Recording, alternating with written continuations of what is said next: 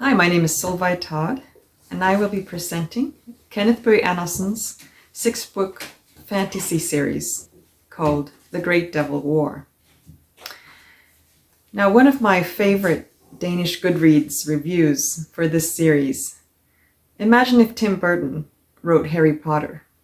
The basic premise is a good kid, Philip, who by mistake is sent to hell to become the devil's apprentice. Now, the devil certainly wasn't expecting a good kid, so he has quite a lot of work to do. And along the way, the devil and Philip understand they have a lot to learn from each other. And Philip must delve deep within himself to understand the balance of good and evil within himself. I'm going to be reading an extract from Book 3 called The Wrongful Death. Deep inside the glass bulb, the girl takes off running with her backpack. She runs out into a pedestrian crossing, forcing a line of cars to hit the brakes. In the fourth car, there's a woman with a ponytail. The woman keeps looking at her watch. It's obvious that she's in a hurry, and because of the sudden stop, she won't make the green light at the next intersection. The 3 cars in front of her barely manage to cross, but she has to wait. She impatiently taps on the steering wheel and speeds off as soon as the light changes.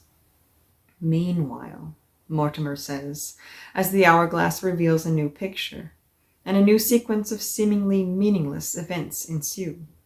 Like tiles in a game of dominoes, the scene is constantly changing, each in some way affected by the previous scene, and therefore meaningful for the one that follows. It all ends with an old lady. She's out walking her dog. It's a puppy. It's pulling on the leash. The woman has a hard time controlling it. Suddenly the dog catches sight of a cat, the same one that caused the girl to puncture her tire, Philip realizes. The dog chases after the cat, and the leash is ripped out of the woman's hand. "Look," whispers Mortimer, and Philip can almost hear the smile on his lips. Look. Philip looks. He sees the cat dash out into the road. He sees the dog follow. He sees them both run out in front of the car, driven by the woman with the ponytail. He sees her turn the wheel sharply to avoid them. He sees the car steer directly towards a boy on the sidewalk, and he sees that it's Sam. But Sam never sees the car, which hits him with such force that it sends him rolling down the sidewalk. That's where the picture ends and goes as black as the sand flowing through the hourglass. Philip woke gasping for air, his heart thundering against his rib cage. He couldn't breathe. He was freezing and sweating at the same time. The room was pitch black, and for a second he feared he was still in Death's basement, staring into Sam's hourglass. The sight of the red light from the numbers on his digital clock calmed him down. He was lying in his bed, and it was midnight. He hadn't slept for more than a few hours, but he'd been dreaming. Boy, had he been dreaming. Philip lay back down and tried to relax, but he couldn't. He was feeling uneasy, and the pictures of what he had seen kept flashing through his mind. Why in the world had he dreamed that? It all seemed so real. He could still feel Mortimer's ice-cold hand on his shoulder. He couldn't go back to sleep. He had to be sure. He turned on the bedside light and got out of bed, went over to the bookcase and found the school yearbook, paged through to the 10th grade. Sam had been in school the day the picture was taken, but he wasn't in it. He'd been deleted, and after he gave the photographer the finger. All that was left of him was a white smudge, which made it look like a ghost went to school with them.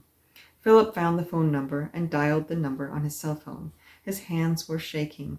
After the 3rd ring, someone picked up. "Hello?" Philip's heart felt like it took a plunge into his stomach. Thank God. "Hello," Sam replied gruffly, death metal loud in the background. "Who is it?" "Hi, Sam," he sighed. "It's Philip from school." "Philip? Yeah, I'm sorry I'm calling so late. I hope I didn't wake you up." "Nah, not at all. Tomorrow's Monday. I'm just sitting here getting ready for Condemned of the Week, you know. There's a lot of work to be done." Sam was the school's biggest bully. Each week he chose a new victim, whom he terrorized until the final bell on Friday. When it came to Philip's turn, the abuse had ended, with Philip getting hit by a car. Even though it was an accident, it abruptly put an end to Sam's nastiness, at least toward Philip, whom Devil Sam had taken under his protective devil wings. "What's up, Philip? Is someone chasing you? Are you in trouble? Do you need help?" "No, I just wanted to check that you hadn't died because I just dreamed you did." "I just wanted to say good night." "Good night," Sam repeated, confused. "You just called to say good night?" "Yes, sleep tight." Okay, you too." "Thanks," said Philip, and quickly hung up. He took a deep breath, sat for a while on the edge of his bed, and tried to gather his thoughts. Nothing had happened to Sam. Of course it hadn't. It was just another stupid nightmare.